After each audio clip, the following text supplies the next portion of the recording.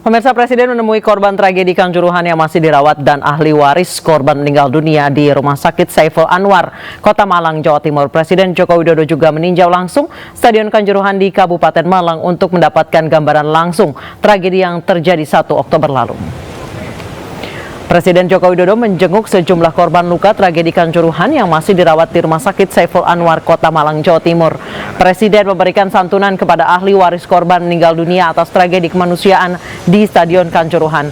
Besar nilai santunan yang diberikan Presiden kepada ahli waris sesuai dengan yang dikatakan Menko Polhukam adalah 50 juta rupiah per jiwa.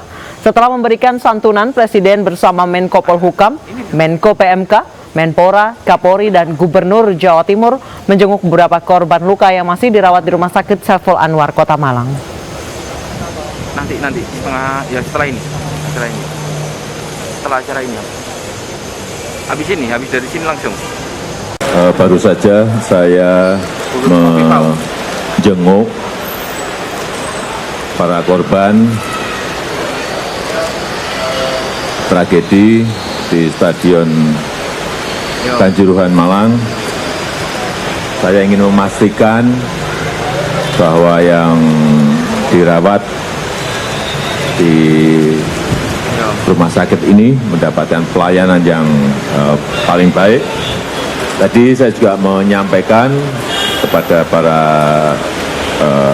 pasien korban bahwa seluruh biaya untuk perawatan ditanggung oleh pemerintah dan pemerintah daerah.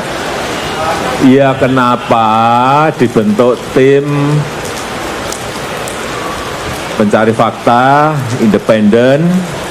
Karena ingin kita usut tuntas, tidak ada yang ditutup-tutupi, yang salah juga diberikan sanksi, kalau masuk ke pidana juga sama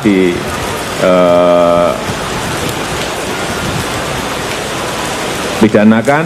Tetapi yang paling penting juga, saya nanti mau ke stadion, saya juga akan perintahkan Menteri PU untuk mengaudit total seluruh stadion yang dipakai untuk Liga, baik Liga 1, Liga 2 maupun Liga 3.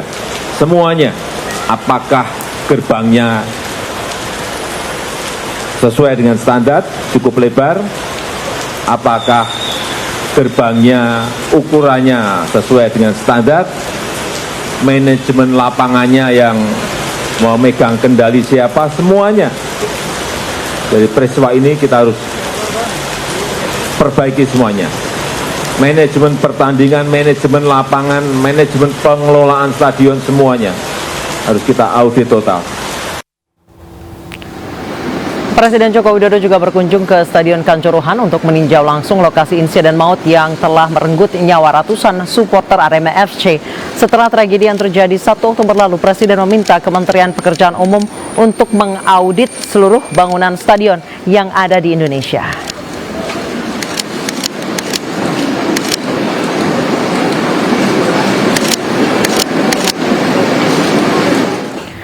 Tim Gabungan Independen Mencari Fakta Tragedi Kanjuruhan telah melakukan rapat perdana. TGIPF menyarankan agar seluruh kompetisi yang berada di bawah naungan PSSI untuk dihentikan sementara.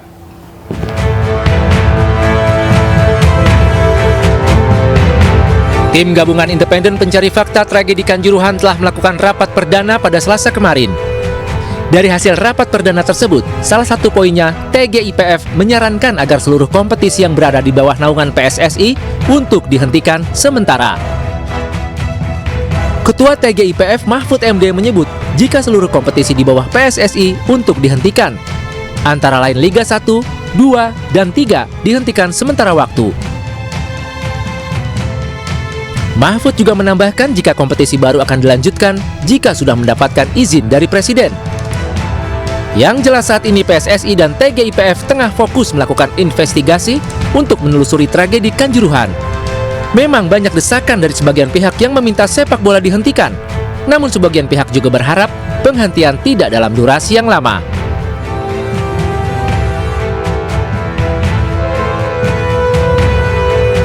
Lantas di tengah ketidakpastian, banyak pertanyaan bagaimana nasib tim pelatih, hingga pemain? Yang pasti semua pihak memaklumi penghentian akibat tragedi Kanjuruhan. Insiden tersebut diharapkan menjadi kasus terakhir di sepak bola Indonesia.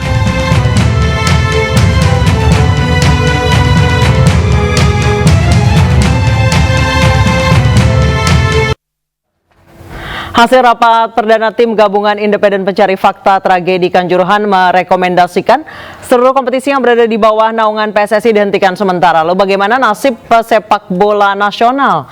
Untuk membahasnya telah bergabung bersama kami di studio Akmal Marhali, anggota TGIPF tragedi Kanjuruhan. Dan nanti juga akan bergabung bersama kami Umuh Muhtar, Komisaris Persib Bandung. Selamat petang, Mas Akmal. Baik, mungkin boleh dipakai dulu, Mas Akmal tadi agak terburu-buru ya Mas Akmal masuk studio. Baik. Oke, Mas Akmal, rapat tadi malam, bahas apa saja? Yang pertama perkenalan ya, perkenalan 13 anggota tim pencari fakta. Dan semuanya hadir walaupun 2 diantaranya hadir via virtual karena sedang berada di Malaysia, Kurniawan Dwilianto dan Nugroho Setiawan sedang berada di Timika, Papua. Yang kedua adalah kita langsung action, mengambil langkah-langkah yang harus dilakukan. Salah satunya adalah bahwa segera kita mengumpulkan data-data, fakta-fakta baik itu yang primer, sekunder, tersier, semuanya kita gabungkan untuk kita jadikan resolusi yang akan kita buat bersama-sama. Yang ketiga yang paling penting adalah bahwa tim pencari fakta saat ini tidak boleh sama dengan yang sebelum-sebelumnya, karena pesan ini penting disampaikan dan payung hukumnya kuat karena ini diputuskan lewat sebuah kepres. Jadi secara derajat sangat tinggi sekali. Karena itu jangan sampai kemudian tidak menghasilkan apa-apa. Hanya menyelesaikan masalah di permukaan tapi tidak masuk ke dalam akar masalahnya. Mas Akmal, kan ada tim juga yang dibentuk pencarian fakta tragedi Kanjuruhan ini yang dipimpin oleh Ketua PSSI. Betul. Sebenarnya ini berbeda jalurnya atau bagaimana? Jadi banyak ya, dari PSSI bikin tim pencari fakta, dari Kemenpora bikin tim pencari fakta, ada juga LPSK bikin tim pencari fakta, Kompolnas bikin tim pencari fakta, kemudian Arema juga Aremania bikin tim pencari fakta, dan Komnas HAM juga bikin pencari fakta. Semakin banyak tim pencari fakta semakin bagus. Artinya ini kan akan terbuka luas-luasnya dan setransparan mungkin permasalahan yang terjadi di lapangan. Tapi tujuan dari semua ini harus diingat bersama-sama, bukan kita tujuannya adalah menghukum orang-orang yang bersalah seberat-beratnya, bukan. Tapi tujuan utama yang harus dilakukan adalah bagaimana ke depannya setelah kasus ini. Jadi kita berharap dari tim pencari fakta independen ini bahwa ke depan sepak bola kita membuka lembaran baru peradaban sepak bola nasional yang lebih bermartabat, lebih sehat, profesional, dan tentunya menjalankan aturan-aturan sesuai dengan apa yang sudah ditetapkan. Mas Akmal, saat ini Liga 1 ditangguhkan awalnya seminggu, kemudian ada pengumuman lagi sampai waktu yang tidak ditentukan. Itu sebenarnya menanti sanksi FIFA atau sudah siap dengan sanksi berat dari FIFA atau bagaimana? Bahkan tim pencari fakta merekomendasikan dalam rapat semalam sepak bola Indonesia di moratorium dengan waktu yang tidak tentukan. Kenapa? Karena kemarin dengar-dengar awalnya PSSI melihat bahwa kasus ini hanya Liga 1.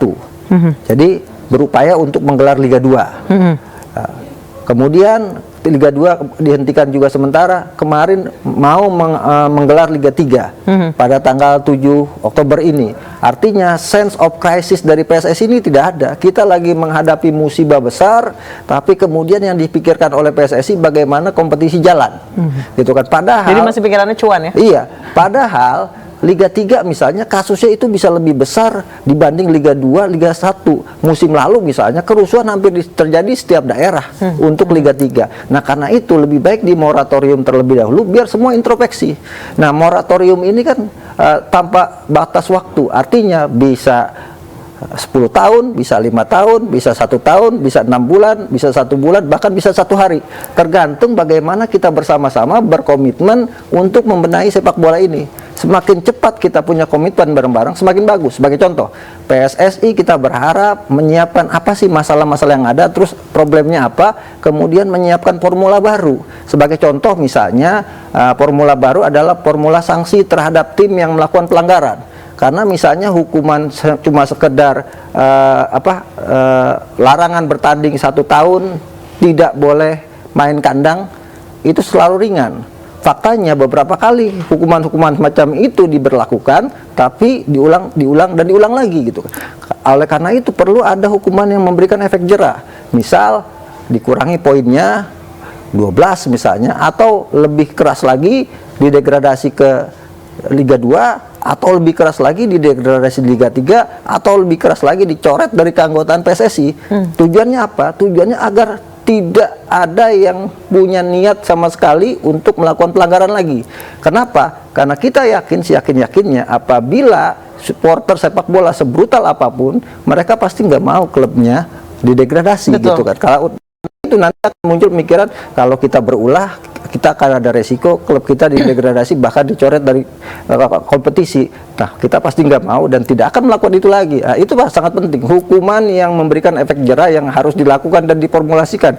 PSSI harusnya memformulasikan itu, bukan kemudian belum apa-apa kemarin sudah menjatuhkan hukuman gitu kan, dan diumumkan sama ketua umum PSSI. Iya. Dan ini menurut saya adalah belum dilakukan investigasi, kemudian sudah jatuhkan hukuman terlalu prematur. Nah, ini yang ke depan harus kita benahi bersama-sama. Baik Mas Akmal, Kang Umuh sudah bergabung bersama kami. Umuh Muhtar, Komisaris Persib Bandung. Selamat petang Kang Umuh. Ya. Baik, baik Kang Umuh, masih banyak yang bertanya-tanya kericuhan kemarin yang terjadi di Kanjuruhan itu mencari siapa yang bertanggung jawab. Kang Umuh sebagai yang berpengalaman, memang Persib tuh kalau tanding sama Persija kan sangat rentan ya terjadi kericuhan, terjadi chaos. Selalu terjadi. Baik, berdasarkan penglihatan Kang Umuh nih yang sudah ngelotok banget soal supporter yang fanatik, bagaimana? Ya, ini saya juga menyampaikan dari kemarin. Yang pertama saya mengucapkan turut berduka cita dulu ya, belasungkawa atas meninggalnya tragedi di Malang. Ya, semoga orang tuanya atau keluarganya yang tidak akan dikasih kekuatan ya, amin, dikasih ketabahan, amin ya rabbal alamin. Nah di sini ya saya menilai salah dan tidak salah, dan siapa yang salah dan siapa yang benar. Ini kan ada tim investigasi. Di sini dia harus cepat bekerja, jangan menunggu bertele-tele ya. Keputusan pun juga jangan terlalu lama, juga jangan terlalu cepat, harus benar ya. Jangan pun juga ngambil keputusan secepatnya itu. Jadi nanti tim investigasi melihat siapa yang salah, siapa yang bertanggung jawab. Di situ ada aturannya.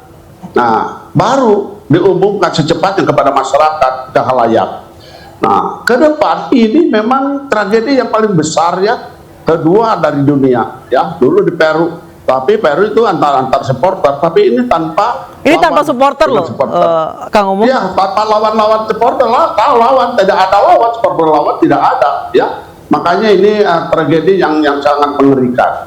Di sini kita wanti-wanti kepada semua, panpel pun juga ya. Panpel pun juga, terus pun juga itu ada aturan tidak boleh pakai gas air mata. Harusnya itu berunding dulu, kasih tahu juga.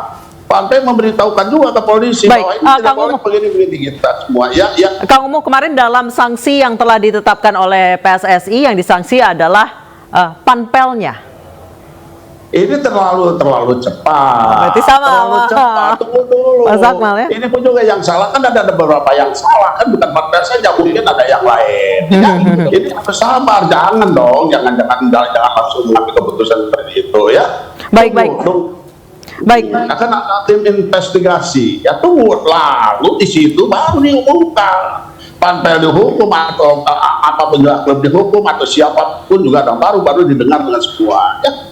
Baik, Kang Umuh, Mas Akmal, kita akan lanjutkan dialog usai jeda berikut. Tetap bersama kami di Newsroom.